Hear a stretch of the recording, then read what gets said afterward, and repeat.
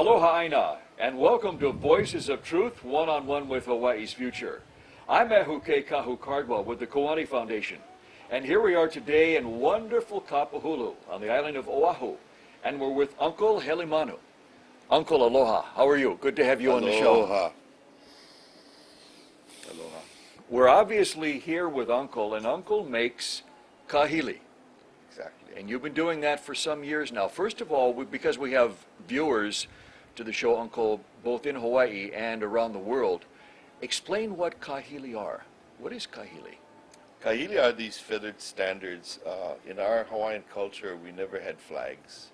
So to represent, to show the status of our ali'i and our chiefs, there were feathered standards that were made.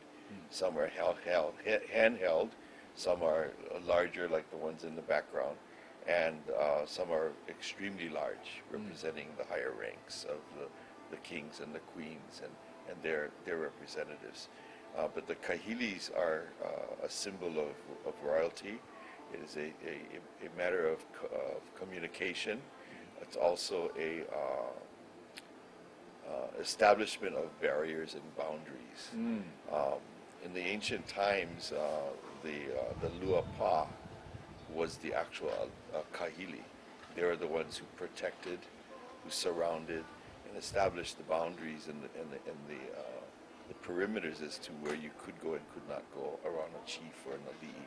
Okay, so if I understand you correctly, what you're saying is back in the old times, kahilis were not actually feather standards, they were actually human beings, yes? The original kahilis were human beings. Wow, Exactly. and they were like a security force, if you will, yes? Exactly. Like the ones that surround movie stars today and elected officials, yeah?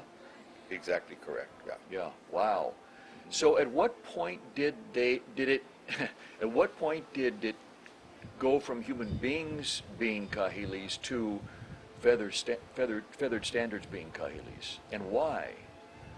That I'm not sure of. I'm not real clear on the history as to when that actually happened, but I would imagine that from the first Kamehamehas, they already had feathered features. The feathered cloaks, the feathered helmets, the handheld kahilis that were held by Queen Ka'ahumanu as far back as the 1700s. So you're looking at the human kahilis being way before that. Yeah, way in before the that. ancient times. Ancient Yeah, times. very ancient times. Pre Kamehameha. Yes. Pre Tahitian arrival in. I would imagine. I'm not the authority on it, but my authority is talking story. Yeah. And when we do kahilis and our kahili projects, any one of you out there can actually make a kahili. I can teach you in 10 minutes. You heard it straight from Uncle right here. I can teach you in 10 minutes how to do a kahili. And one of the first things I hear from people is, "Oh, Uncle, I'm not artistic." Right. I'm not either. But you can make a kahili. You can do the project. The most important part of my kahili projects and my kahili workshops is that I do what is called talk story. Because I feel the importance of our kupuna sharing with our keiki the stories of our ancient times, the stories of where the kahili started. Why should I have a kahili in my home? I'm not ali'i, so why do I have a kahili in my home? That's one of I think the top and one of the foremost questions asked. And my answer is very simple. It's a trigger device. Trigger for what? It's a trigger to remind, especially our keiki, that we must honor our ancestors. We must honor our heritage. And what better way is to walk into your home, and on the sides of your doors inside your home is a pair of beautiful kahili. So every time you walk in or you walk out, it reminds you of your ancestors. It reminds you of your family that have gone and have passed, the kupuna that are not here anymore. So that represents the trigger device that I'm talking about. Gotcha. Uncle, kahilis are one of the things in the Hawaiian culture that survived and came through thousands of years and still exists today. And you got involved in making kahilis a few years back. Tell us how you got interested. Tell us that story, when that happened, and tell us a little bit, because I know we're sitting with some of the kahili that right here that you've made. So tell us, how did you get into this? Well, I worked for the Royal Hawaiian Shopping Center, and we had finished an event, and we were walking through the center, and we noticed that in front of a shop there were two big, beautiful kahili, but they were tattered. They were kind of, the feathers were dirty because they're kept outside. The dust got on it and stuff. And I was walking with my boss, and I asked her. I said, "Oh, look at those. That's a shame that nobody takes care of those kahili." And she mentioned to me that our kahili belong to the shopping center. Wow. So I said, immediately I jumped on it, and I said, let's do an employee project. Let's revive those kahilis. Let's clean them up and make them look nice. But at the time, you didn't know anything about how to do I that, had right? no idea. Wow. But I'm a believer in problem solving. And if you have a problem, you solve it. You have a problem, and you know about the problem. It's your kuleana, so you got to solve it somehow. It's your area of responsibility. Exactly. Yeah. So what I did was, in going ahead with the project, I had contacted Pauline and Auntie Mary Lou from the feather source in Kapahulu, and they're friends of mine. Paulette has been a friend of mine for many, many years, but I knew that she was the expert on feathers, and especially kahili, because her father was a great kahili maker. And so I asked them to come in and help us with the project, and they did. And that's how I learned how to do kahili, was through them. And the first kahili we did, that we had restored at the shopping center, contained over 20,000 feathers. Wow. And as I sat there with our employees tying feathers for 1 day, 2 days, 3 days, 1 week, 2 weeks, I told myself, what am I doing? This is crazy. I'm going to be tying feathers forever to finish this project. And I'm still tying feathers. To this day. Till this very day. And you know what's important? And that was how many years ago? That was about 5, 6, maybe 7 years ago. Really? Yeah. Wow. That pair of kahilis now sits up at the Kamehameha schools. Wow. It's still there. It's still intact. It's still as beautiful as it ever was. And what the greatest lesson that I learned as I tied those feathers, as the people tied the feathers, and as I share with people, and I have a bunch of feathers that come in a hank, yeah. Mm-hmm. And when you pick out your feathers and you begin your project and you start to work with them, you pull out and you touch every feather, every single feather. So for every feather that you touch to put into a kahili, maybe 500 feathers, 700 feathers. The purple kahili in the background, maybe 5,000 feathers. Every time you touch a feather, it's a prayer. It's a positive thought. In fact, at the beginning of my workshops, it's one of the rules that we have, in fact, maybe the only rule, is nothing negative. Everything around the table as we sit, we have fun, we talk story, we joke, we have a good time, but everything must be positive. So I use we need to crimp our feathers before we put it together. So there's 3 crimps. So what I use for me, and I explain this to the people who are in my workshop, is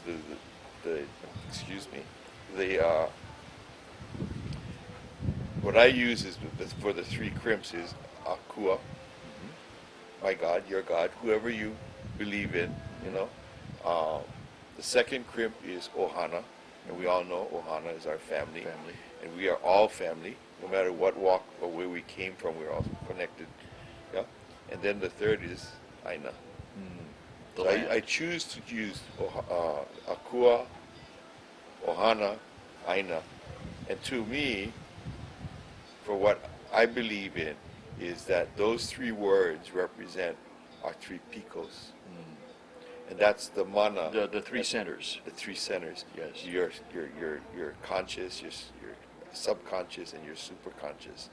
And the energy and the mana that we put into this feather, which goes into this kahili, makes it a very powerful piece of artwork or of culture. Just imagine Kamehameha, the Great, wore a cloak made of feathers. Took maybe 300 Hawaiians 3 years to tie 500,000 feathers. And for each feather that they touched was a prayer, was a positive thought. Wow. can you imagine when the cloaks were on display at the Bishop Museum? I went down, and I had to fall to my knees because of the power and the mana that is in those pieces. And they were worn by our ali'i.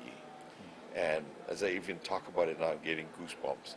But imagine Kamehameha the Great standing in front of the warriors and wearing this magnificent cloak with all that prayer and energy in it. How could he not lose a battle? How could he not win his battles? Because the opponents knew what was in that cape. Yeah. And they knew there's no way they're going to beat him. Yeah. So that's what happens is when you put that into your home, and you walk between it, or if you put this in your hotel or your establishment or your restaurant or wherever you want to place your kahili, is when you walk through, you feel that energy. When your customers walk through, they feel that energy. When your children walk through, they feel and earn that, they have that respect for the ancients. So this is what's so important, I believe, that is the actual prayer that goes into each feather, that goes into your kahili. So all of these feathers, every one of these feathers that you see back here, and there are thousands of these feathers here, is that each one had a prayer. And so when somebody tells me, well, Uncle, I need a pair of kahili for a funeral, then who passed away, then for that person, I put my prayers into for that person. If it's going to be for a wedding, then I put my energy and my mana into the couple that are going to get married. And this is what we need to do today, is we forget to put the spirit back into our work. Yeah. You know, an example is in the older days when I was a young kid, in the olden days, I thought I'd never ever have to say that, but I'm saying it. In the olden days, you wanted a maili lei. You ask Grandma, Grandma, can we get some maili leis? My friend's getting married. Oh, what's your friend's name? What's his girlfriend's name? Who are they? And they go up into the mountains and they puli, you know? And people think that puli only means to pray, but no, puli means also to ask. Puli means to call, yeah? So we call to our ancient gods, we call to our spirits, and we ask them, can I put some energy into this maili that I'm going to gather? It's for this particular wedding. Then Grandma picks up the maili, Grandma and her friends tie the maili, and as they tie the maili, they do the same thing. They put their puli, their prayers, and their energy for that particular, for the reason that that it's being used. And so it has spirit. Today, people don't put spirit into anything anymore. So we need to revive that. So I get people come up to me and say, oh, Uncle, does that mean I have to go up to the mountain and pick my own maili? No. You can go down to Mauna Kea Street and get your maili, but you puli. You put your energy, you put your good thoughts into that lei before you present it. Interesting. You know, so that's the depth of what this project is all about. That's wonderful. Yeah. That's wonderful. Uncle, say a little bit about what kahili were used for back in the old days. You were talking about sight and hearing and, you know, being able to let people know. Communication, yeah. Talk a little bit about that for our viewers here. Well, you know, as we were talking, we talked about communicating and how we learn and how we teach our kids. And the two most important parts of educating anyone, not only our children, but anyone, is by watching and by listening. You have to listen for instruction, you have to watch for example, and then you learn. You copy and you learn. And so that's a form of communicating. One of the other forms of communicating was when the kahili is coming, some of the things you hear, first of all, would be the sound of the drums, and then you hear the sound of the conch shells. So we are now alerted by an audio communication that something important is coming or something's happening, and so you kind of look around, and in the distance you see this magnificent kahili coming down. Very tall. Usually very 20, 30 feet tall. Yeah. And why they were so tall was because more people could see it from a distance, you know? And when you see that kahili coming, you recognize it already. Oh, that's King Kamehameha's kahili. So Kamehameha must be coming. So we know that Kamehameha has a kapu, and one of his kapu was, you don't look at him. So what you have to do is prostrate yourself, get down on the ground, cover your eyes and don't look. So you're aware. So it's a means of communicating with the people in the village, the people in the community. Kamehameha is coming, prepare yourself. So it was a means of communicating. Wow. Talk a little bit about some of the pieces that you are currently working on, if you would, and you wanted to share with us. Share with us those pieces and what you have here. All right. Because these are really beautiful. This is something new, and I get people who call me and request, oh, we want some table decorations. We're getting married. One of my nephews got married. We did miniature kahilis for their table settings, and so I came into doing a couple of Christmases ago, where I was working at the shopping center. They were having a Christmas party, so they asked, Uncle, can you create something for the tables and stuff? And so I came up with this item here, 2 miniature kahilis, and there are various things on here. There's honu, there's a poi pounder, there's a ipu, and there's another turtle up here climbing up the kahili. And they all represent various things. And you can pretty much place anything you want on this setting here. You can even have place for a photograph of an ancestor that's passed, a bride and groom that's getting married, a baby that's having a baby luau. So you can kind of get very creative. But why I chose these particular items was that the honu, for me, represents long life. Okay, the baby honus, the little baby turtles, represents propagation, continuing of the race. The ipu represents to me in the ancient times and still today as a container.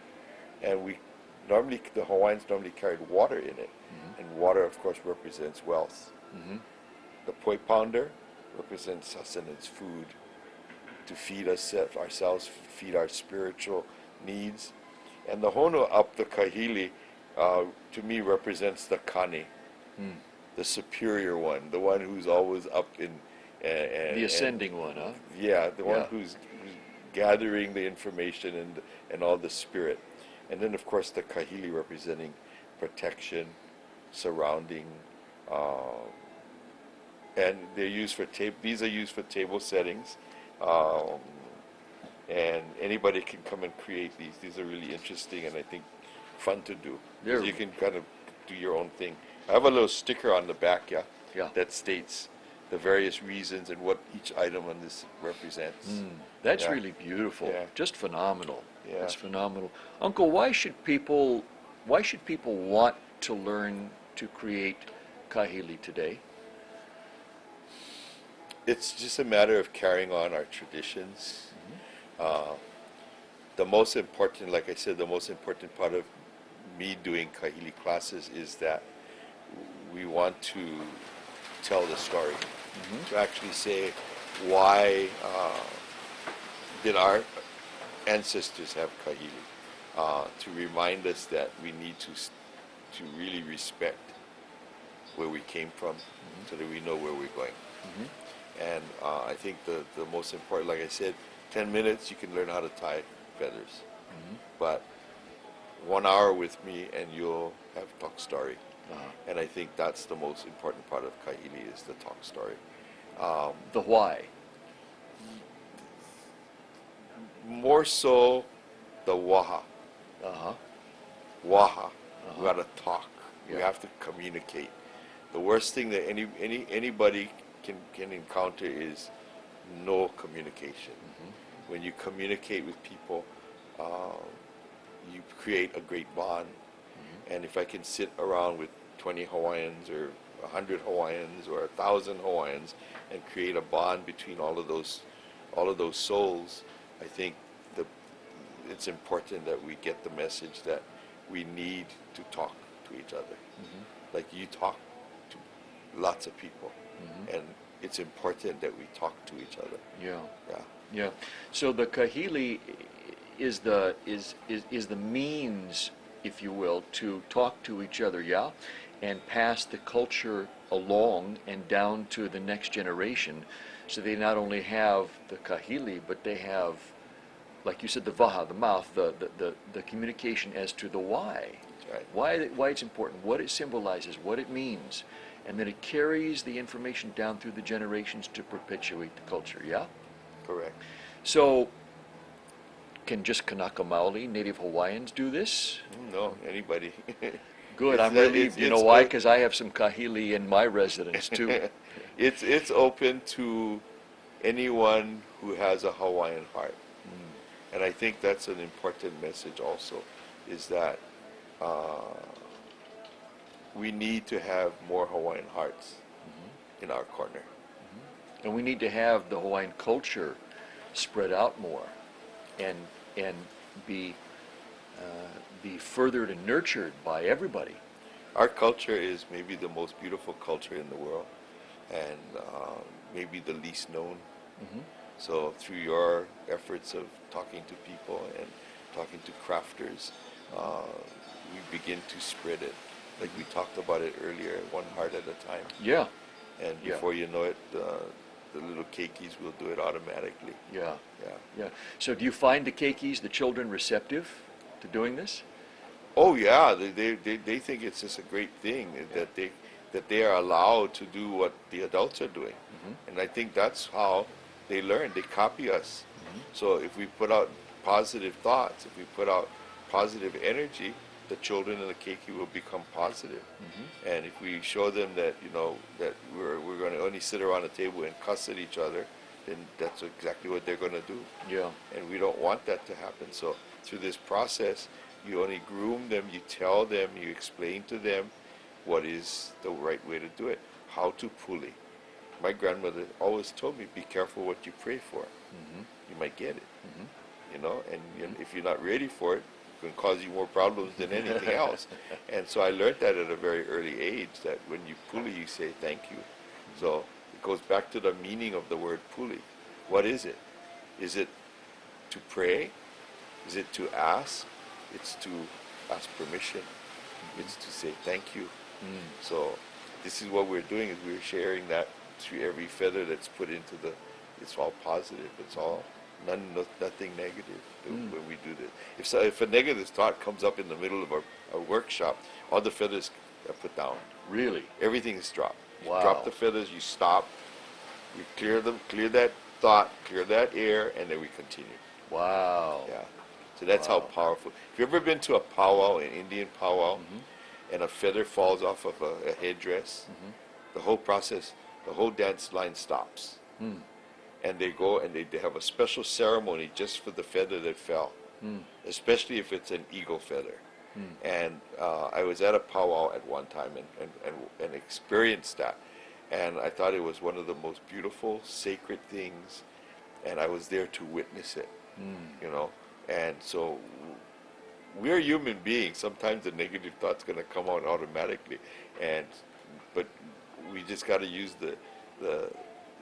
that as another trigger to not be negative, Yes. to be positive. So if I'm sitting there and I want to argue with my wife, or if I want to argue with my partner, and I gaze over at my kahili there, I say, oh, well, maybe I'll be nice. Instead of yell, or instead of scream, or instead of swear at someone, I look at my kahili and I say, no, that's not what this is all about. That's not what life is about. Wow. Uncle, viewers who are watching our show, if they want to get a hold of you to learn how to make kahili, how would they do that? I guess at the end of the show you'll have We'll put it on a the screen right contact, now. yeah. We'll put it on the screen Yeah. right now. You tell us what it is. You say it, and we'll also have it on the screen here. you can call me at 737-7531. Okay, that's area code 808. Area code 808. Say it one more time, please. Area code 808-737-7531. I'll be glad to talk story with you on the phone. I'll be glad to share with your organization how you can start a project of your own. I'm willing to share it because it's part of my culture to share. It's our Hawaiian culture. We always, when I grew up as a little kid, I remember my grandma sitting on her front porch. If a stranger would walk by, she'd call out to the stranger and ask him to come in and have something to eat. Wow. And you know, I thought that was such one of the great things about our older Hawaiians was that they shared. And funny thing about that, you know, as much as Grandma shared, Grandma had abundance. And I thought that that was the lesson that my grandma taught me, was that when you share, you get more back. Yes. Uncle, we have just a couple, 2-3 minutes left. I know you were telling me that you one time were going to have a business card made for yourself, yeah? Share with our viewers that story. This is a wonderful story. Well, as you know, I worked for the Royal Hawaiian Shopping Center, and one of my bosses came up to me one day. They were going to do business cards for everybody. And she asked me, she says, Uncle, she says, what title do you want on your credit card? You can have any title you want, she says. On your business on card. my business card, you know. And I said, you know, I'm not really into titles. And she said, well, what do you want us to put on your business card? And I said, oh, real simple, Uncle Helemano, Hawaiian man. And I just happen to be a Hawaiian man that does and makes kahili, creates kahili. Wow. That's my title, Hawaiian man. Hawaiian man. Hawaiian man. What a wonderful, beautiful story. Mahalo for being on the show. Mahalo for sharing your pieces with us. But most of all, mahalo piha, full thanks to you for doing what you do. Because you not only create these beautiful cultural pieces and perpetuate the culture, but you actually give to the people and perpetuate it down the line, both deeply and broadly. And that's wonderful. So, Uncle, mahalo for doing that. Mahalo to you. A'ole pilikia. No problem. Wonderful. This has been Voices of Truth, one-on-one with Hawaii's future. And remember to watch us on the web on voicesoftruthtv.com. Also our weekly video commentaries on freehawaiitv.com. I'm Ehuke Kahu Cardwell with the Kiwani Foundation. And until next time, ahui ho!